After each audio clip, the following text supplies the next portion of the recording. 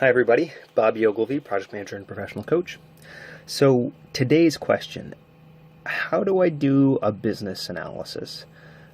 Okay, so there's a lot of pieces towards that, and I would say broadly if we're talking about phases of executing something, a business analysis would be the front end of starting or seeing if you can start, seeing if you should start a project, or even a bit more operationally, go ahead with a decision.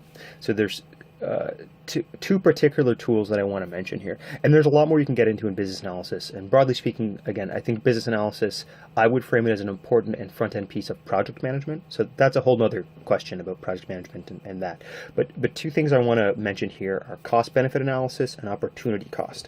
So they're important in basically understanding the causal effects of making a decision and the alternatives of one decision or another. Okay. So first is opportunity cost, right? So the opportunity cost of a decision or a choice is the biggest, the highest value or the highest choice that you need to give up in relation to that. And normally you could think of this in a quantified sense. On a personal level, it's like if you take the $50,000 job, that might mean you can't take the $70,000 job. In a business sense, it could be all kinds of things. If you put effort into developing this product, you can't, you don't have the resources to develop that other product. And because you're trying to understand the value of all these different alternatives and options, that's an important way of weighing these, right?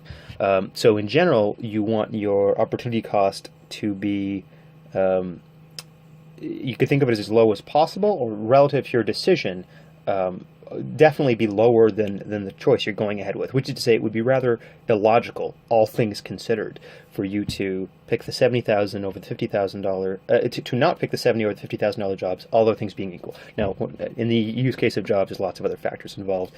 So these are all things that will come into your decision. Again, strategy is an art, and there's going to be a lot of factors in play, so it's not just as simple as money, but the more you can quantify those factors, the better. It's about understanding the value of alternatives you give up, as opposed to being blinded and saying, I want this thing, and it's like, yes, but you're giving up all these other good options for it. You could even take it in a personal sense. If I develop a relationship and fall in love with this one person, what other opportunities, do I give up, right? And you could, or your time, right?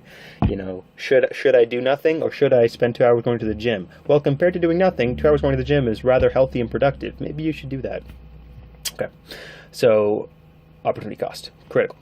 And then the more specific one to the decision we're talking about itself is cost-benefit analysis, and that has to do with basically, you could think of it as just I guess like the name implies, what's the cost, what are the sunk resources, and that can include time that you're sinking into doing this thing, and what's the benefit or the return or the reward. This is also basically the same as ROI, return on investment. So again, you're just trying to understand how much are you sinking into a decision and how much are you getting out. So so let's say we're talking about the production of a single product and margin. That implicitly comes into play here, right? A product costs $5 to produce. You can sell it for $15. Okay, yes, that makes this particular product makes sense because we can, we can sell it for 3 times what we make it for. We make a good margin. That's fine. Whereas if we, produce it for $5, we could only sell it for $3. No, that wouldn't make any sense at all. Sometimes, more importantly, this is usually dealing with something over time. So I guess one other way of breaking down costs I'll mention here is capital expenses versus operational expenses. Sometimes those call it CapEx versus OpEx, right? And so generally with capital expenses, these are some big asset or something you're kind of investing a bunch in up front, but it adds some efficiency or some long-term value, right? So you might need a building, right? And so you might need to buy a building or a vehicle, but it provides value over a long period of time. But even now that we're getting into things like automation, right? It could be that you invest a bunch in this thing, but then it makes you much more efficient throughout, right? Operational expenses are kind of the opposite. If you think of like labor, not so much big upfront cost, but it's an ongoing operational cost, right? Paying people salaries or paying to maintain some asset, right? These are all things that are going to come into play when you're doing a cost-benefit analysis. When you study this stuff at a management level, there is this kind of applied stats, which they'll sometimes call like business science or management science, and it's essentially looking, taking all these quantifiable stat skills and applying it to decision making. And the classic decision that you're normally dealing with is a make or buy decision, right?